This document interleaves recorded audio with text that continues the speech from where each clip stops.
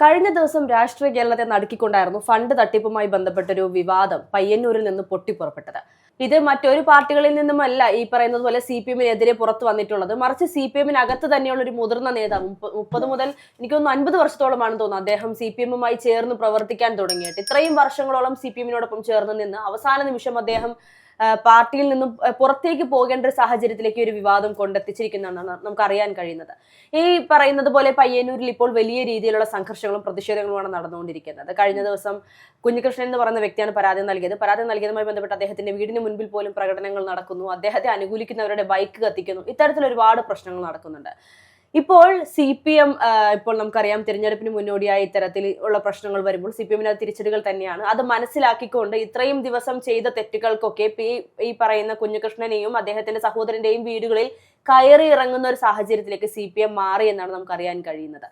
ഇതൊരു തരത്തിൽ പറഞ്ഞാൽ CPM-ന് ഇനിയും ഇത്തരത്തിൽ വഴക്കുമായി മുന്നോട്ട് പോവുകയാണെങ്കിൽ പിടിച്ചു നിൽക്കാൻ സാധിക്കില്ല എന്നുള്ള ഒരു ഉറപ്പാണോ ഇപ്പോൾ ഇങ്ങനെ ഒരു തീരുമാനം മാറ്റത്തിലേക്ക് എത്തിയിരിക്കുന്നത്? CPM-ന്റെ ഏറ്റവും വലിയ ഉപയോഗം എന്ന് പറയുന്നത് അവരുടെ ഈ പറയുന്ന അന്തം കമ്മികളായിട്ടുള്ള അവർ തന്നെയാണ്.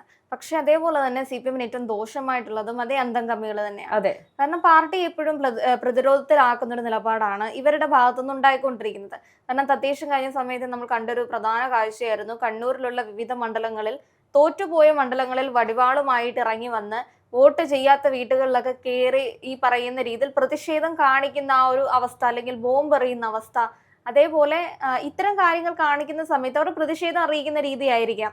അല്ലെങ്കിൽ ഇവിടെ ഞങ്ങൾക്ക് വോട്ട് ചെയ്യാതെ നിങ്ങൾക്ക് ജീവിക്കാൻ പറ്റില്ല, ആ ഒരു അന്തരീക്ഷം സൃഷ്ടിച്ചെടുക്കുകയായിരിക്കാം അവർ ചെയ്യുന്നത്. പക്ഷെ അത് പാർട്ടിയെ പ്രതിരോധത്തിലാക്കുന്ന ഒരു നിലപാടിലേക്കാണ് പലപ്പോഴും കൊണ്ടെത്തിക്കുന്നത്. ഇപ്പൊ ഈ പറയുന്ന കുഞ്ഞികൃഷ്ണന്റെ നിലപാടാണെങ്കിൽ പോലും അത് പാർട്ടി വളരെ ഇതിനു മുൻപ് ഒരുപാട് ആൾക്കാർ ഇതേപോലെ പാർട്ടിക്കെതിരെ സംസാരിച്ചിട്ടുണ്ട്. പക്ഷെ അത് പാർട്ടിക്കകത്ത് തന്നെ ഒരു സെറ്റിൽമെന്റുകളോ അല്ലെങ്കിൽ അവരെ തന്നെ നിയന്ത്രിക്കുന്ന രീതിയിലേക്ക് പാർട്ടി പോവുകയാണ് ചെയ്തിട്ടുള്ളത്. അല്ല, ഇത്രയും വലിയൊരു ഫണ്ട് തട്ടിപ്പ് പുറത്തു വരുമ്പോൾ അതിന് പിന്നിൽ ഇനി ഈ പറയുന്ന മധുസൂദനൻ MLA മാത്രമാണോ ഉള്ളത് എന്നുള്ളത് നമുക്കറിയില്ല. അപ്പൊ സ്വാഭാവികമായും ഇതിനെ ഒരു ഈ പറയുന്ന കുഞ്ഞികൃഷ്ണൻ പറയുന്നത് പാർട്ടി തിരുത്തപ്പെടണമെന്ന് തന്നെയാണ്. പക്ഷെ തിരുത്തലുകൾ അംഗീകരിക്കാത്ത ഒരു പാർട്ടിയായി CPM വളർന്നു കഴിഞ്ഞു എന്നുള്ളതാണ് യാഥാർത്ഥ്യം.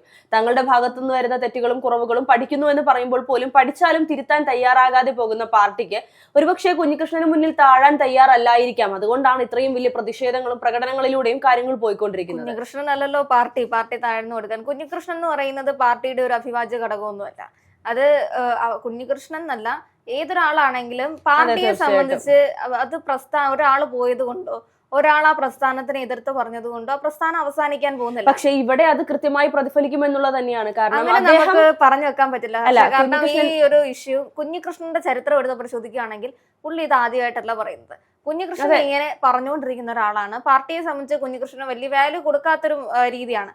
പിന്നെ എക്സ്ക്ലൂസീവ് ആയിട്ട് അതൊരു വാർത്താ പ്രാധാന്യം എത്തുന്ന സമയത്ത് മാത്രമാണ് പാർട്ടി ഇതിനെ പ്രതികരിക്കുന്നതും അല്ലെങ്കിൽ ഈ പറയുന്ന അച്ചടക്ക നടപടികൾ സ്വീകരിക്കുന്ന അവസ്ഥ. ഇപ്പോൾ അദ്ദേഹം അദ്ദേഹത്തിന് മുൻപിൽ താഴാൻ പല നേതാക്കന്മാരും എത്തിയെന്നാണ് നമുക്ക് അറിയാൻ കഴിയുന്നത്. P. ജയരാജനൊക്കെ ഇത്തരത്തിൽ അദ്ദേഹത്തിന്റെ സഹോദരന്റെ വീടുകളിൽ കയറി ഇറങ്ങുന്നു, അല്ലെങ്കിൽ ബൈക്ക് കത്തിക്കപ്പെട്ട പ്രസന്നൻ എന്ന് പറയുന്ന വ്യക്തിയുടെ വീട്ടിൽ ചെന്ന് അദ്ദേഹത്തോട് അനുനയിപ്പിക്കാൻ ശ്രമിക്കുന്നു. ഇത്തരത്തിലുള്ള വാർത്തകളൊക്കെ പുറത്തു വരുന്നുണ്ട്. ഒരുപക്ഷെ തുടക്കത്തിൽ ഈ വാർത്തകൾ വന്നപ്പോൾ നേരത്തെ ആദ്യം പറഞ്ഞതുപോലെ കുഞ്ഞികൃഷ്ണൻ ഈ പാർട്ടിയിൽ നിന്ന് പോയതുകൊണ്ട് പാർട്ടി ഇല്ലാതാവുന്നു എന്നുള്ള പേടിയൊന്നും ഈ പറയുന്ന CPM-ന് ഇല്ലായിരുന്നു എന്നുള്ളതാണ്. പക്ഷെ ഇന്നത്തെ സാഹചര്യം അതല്ല. ഇന്നിപ്പോൾ രാഷ്ട്രീയ കേരളം അത് ചർച്ച ചെയ്തു തുടങ്ങി. മാധ്യമങ്ങൾ അതെല്ലാം ചർച്ച ചെയ്യുന്നുണ്ട്. ഈ ഫണ്ട് തട്ടിപ്പ് വലിയ രീതിയിൽ ശബരിമല സ്വർണ്ണക്കൊള്ള പോലെ തന്നെ വലിയൊരു നിലയിലേക്ക് ഈ ഒരു സാധനം എത്തി എന്നുള്ളതാണ്. ശബരിമല സ്വർണ്ണക്കൊള്ളയുടെ വാല്യൂളം എത്തിയില്ലെങ്കിൽ പോലും പ്രാധാന്യമുണ്ട് എന്നുള്ളതാണ് ഈ വാർത്തയ്ക്കും. ഇപ്പോൾ CPM നടത്തുന്ന 1 രൂപയുടെ തട്ടിപ്പിന് പോലും വലിയ പ്രാധാന്യം തന്നെയാണ് കേരളം നൽകുന്നത് എന്നുള്ളത്. അപ്പോൾ ഇങ്ങനെ ഒരു കാര്യം വരുമ്പോൾ ആദ്യം ചിലപ്പോൾ ജനങ്ങൾ ശ്രദ്ധിക്കില്ല എന്ന് കരുതിക്കൊണ്ട് തിരിഞ്ഞു നോക്കാതിരുന്ന പല നേതാക്കന്മാരും ഇപ്പോൾ കുഞ്ഞികൃഷ്ണന് മുൻപിൽ വന്ന് നിൽക്കുന്നുണ്ടെങ്കിൽ, അല്ലെങ്കിൽ അനുനയിപ്പിക്കാൻ ശ്രമിക്കുന്നുണ്ടെങ്കിൽ, പാർട്ടിയിൽ നിന്നും പുറത്താക്കിയ കുഞ്ഞികൃഷ്ണനോട് വീണ്ടും ഒരു സെറ്റിൽമെന്റിന് എത്തുന്നുണ്ടെങ്കിൽ സ്വാഭാവികമായും CPM ഭയന്ന് തുടങ്ങി എന്ന് തന്നെയല്ലേ? CPM-ന് അങ്ങനെ ഭയങ്ങളൊന്നും ഒരു കാലത്തും ഉണ്ടായിട്ടില്ല. അത് ഈ സെറ്റിൽമെന്റുകൾ എന്ന് പറഞ്ഞു കഴിഞ്ഞാൽ ഇപ്പോൾ പ്രതിപക്ഷ ഹർഷ തുടക്കത്തിൽ പറഞ്ഞാല് ഈ CPM-ന്റെ അകത്ത് തന്നെ ഇപ്പൊ പാർട്ടിക്ക് അകത്ത് തന്നെ നിന്ന് ആൾക്കാർ ഇവർക്കെതിരെ വരുന്ന സമയത്താണ് പലപ്പോഴും CPM കടുത്ത നിലപാടുകളൊക്കെ സ്വീകരിക്കുന്ന അവസ്ഥയിലേക്ക് പോയിട്ടുള്ളത്. അപ്പോ അവര് ഇപ്പോ അൻവറിന്റെ കാര്യമാണെങ്കിലും TP-യുടെ കാര്യമാണെങ്കിലും അൻവറിനെ ഒന്നും അവർ വലിയ ഒരു പ്രാധാന്യമേ കൊടുത്തിട്ടില്ലെന്ന് വേണമെങ്കിൽ നമുക്ക് CPM-ന്റെ കാര്യത്തിൽ പറയാൻ പറ്റും. പക്ഷെ TP വിഷയമാണെങ്കിലും അന്ന് ഒരുപാട് ചർച്ച ചെയ്യപ്പെട്ട, അല്ലെങ്കിൽ രാഷ്ട്രീയ കൊലപാതകത്തിന്റെ ആ ഒരു കുടിമുടിയിൽ നിന്ന ഒരു വാർത്തയൊക്കെ ആയിരുന്നു. പക്ഷെ ആ വാർത്തയിലും CPM-ന്റേതായിട്ടുള്ള കുറച്ച് നേതാക്കന്മാരുണ്ട്. ഇപ്പൊ അന്ന് TP കേസിൽ വൈറലായിരുന്നത് VS-നെ ആണെങ്കിൽ ഇപ്പൊ കുഞ്ഞികൃഷ്ണന്റെ കേസിൽ ജയരാജനാണ്. ഞാൻ ആ വ്യത്യാസം മാത്രമേ ഈ രണ്ട് കേസിലും കാണുന്നുള്ളൂ. അപ്പോൾ അന്ന് VS-നോടൊപ്പം നിൽക്കാൻ ഒരുപാട് ആൾക്കാരുണ്ടായിരുന്നു. അടുത്ത ഇലക്ഷന് നല്ല രീതിയിൽ ഭൂരിപക്ഷം CPM-ന് കിട്ടുകയും ചെയ്തു. പിന്നീടുള്ള ഇലക്ഷനിലെല്ലാം TP കണ്ണൂർ ചർച്ചാ വിഷയമാവുമെങ്കിൽ പോലും പക്ഷെ അവിടുത്തെ പാർട്ടി മണ്ഡലങ്ങൾ എപ്പോഴും CPM-നൊപ്പം തന്നെയാണ് നിന്നിട്ടുള്ളത്. അത് CPM-നോടുള്ള സ്നേഹം കൊണ്ടോ കമ്മ്യൂണിസ്റ്റ് പാർട്ടിയോടുള്ള സ്നേഹം കൊണ്ടോ ഒന്നും പാർട്ടിയുടെ സ്നേഹം ഇല്ലാന്ന് നമുക്ക് ഒരിക്കലും പറയാൻ പറ്റില്ല. സ്നേഹമുള്ള ഒരുപാട് ആൾക്കാർ ഇപ്പോഴും നിലനിൽക്കുന്നുണ്ട്. പിണറായി വിജയനോട് പാർട്ടിക്കകത്ത് തന്നെ പിണറായി വിജയനോട് എതിർപ്പുള്ള ഭരണവിരുദ്ധ അഭിപ്രായമുള്ള ആൾക്കാരുണ്ട്. പക്ഷെ ആ പ്രസ്ഥാനത്തിനെ തള്ളി പറയാൻ ഇപ്പോഴും കുഞ്ഞികൃഷ്ണൻ പോലും തള്ളി പറഞ്ഞു. തീർച്ചയായിട്ടും തീർച്ചയായിട്ടും ഇപ്പോൾ കുഞ്ഞികൃഷ്ണൻ ആണെങ്കിലും നല്ലൊരു കമ്മ്യൂണിസ്റ്റുകാരനാണ്. അദ്ദേഹത്തേക്ക് നല്ലൊരു കമ്മ്യൂണിസ്റ്റുകാരൻ നമ്മൾ എടുത്തു പറയാൻ കാരണം അദ്ദേഹം പ്രസ്ഥാനത്തെ തന്നെ വളർത്തിയ പ്രസ്ഥാനത്തെ തിരിഞ്ഞു നിന്ന് ചവിട്ടുന്നില്ല എന്നുള്ളതാണ്. അദ്ദേഹം പറയുന്നുണ്ട് മറ്റൊരു പാർട്ടിയിലേക്ക് അദ്ദേഹം പോകില്ല, മറ്റൊരു മുന്നണിയിലേക്ക് പോകില്ല, ഇവിടെ തന്നെ തുടരും. പക്ഷേ പാർട്ടിയുടെ പ്രവർത്തകനായി തന്നെ തുടരും. പക്ഷെ പാർട്ടിയിലുള്ള എല്ലാവരെയും അല്ലെങ്കിൽ ഈ പറയുന്ന തെറ്റുകളൊന്നും തിരുത്തപ്പെടണമെന്ന് മാത്രമേ അദ്ദേഹം ആവശ്യപ്പെടുന്നുള്ളൂ. പിന്നെ കണ്ണൂരിനെ സംബന്ധിച്ച് ഇപ്പോൾ ഈ പാർട്ടി ഗ്രാമങ്ങൾ എന്ന് പറയുന്ന അവിടെയുള്ള രാഷ്ട്രീയ സാഹചര്യം നമുക്ക് കൃത്യമായി അറിയാം. അവിടെ ഇപ്പോൾ കോൺഗ്രസിന്റെയോ BJP പിന്നെ അവിടെ മത്സരാർത്ഥികളെ നിർത്തുന്നുണ്ടോ ഇല്ലയോ എന്നുള്ളത് പ്രാധാന്യം അർഹിക്കുന്ന ഒരു കാര്യമല്ല. പക്ഷേ കോൺഗ്രസ് സ്ഥാനാർത്ഥികളെ നിർത്തുന്നുണ്ടെങ്കിൽ അവിടെ എല്ലാം തന്നെയും ഒരു ഭീഷണിയുടെ സ്വരം വന്നിരുന്നു എന്നുള്ളത് കഴിഞ്ഞ തദ്ദേശ തെരഞ്ഞെടുപ്പിൽ നമ്മൾ കണ്ടതാണ്.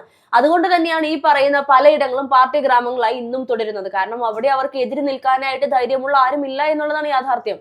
എല്ലാ കാലത്തും ഈ പാർട്ടി ഗ്രാമങ്ങളിലൊക്കെ എതിരെ ആൾക്കാർ നിന്നിട്ടുണ്ട്. അത് ഏതൊരു എല്ലായിടത്തും നിന്നിട്ടുണ്ട്. പിന്നെ BJPക്ക് അവിടെ ഇൻഫ്ലുവൻസ് ഉണ്ടെന്നുള്ള കാര്യം സത്യമാണ്. കണ്ണൂരാണ് പാർട്ടി മണ്ഡലങ്ങളായതുകൊണ്ട് BJP നല്ല രീതിയിൽ അവിടെ വോട്ട് ഷെയർ പല മണ്ഡലങ്ങളിലും കിട്ടിയിട്ടുണ്ട്. അതായിരുന്നു ഈ പറയുന്ന സർക്കാർ ഏറ്റവും നാണക്കേടായി പോയിക്കൊണ്ടിരുന്നത്. പാർട്ടി മണ്ഡലങ്ങൾ എങ്ങനെ BJPക്ക് ഇത്ര അനുകൂലമായി എന്നുള്ളത്. കോൺഗ്രസിന് അനുകൂലമായാലും അവർക്ക് സഹിക്കാൻ പറ്റുന്ന ഒരു ഫാക്ടറായിരുന്നു. പക്ഷെ BJP അനുകൂലമായിട്ട് പാർട്ടി മണ്ഡലങ്ങൾ മാറി കഴിഞ്ഞിട്ടുള്ളതാണ് സത്യാവസ്ഥ.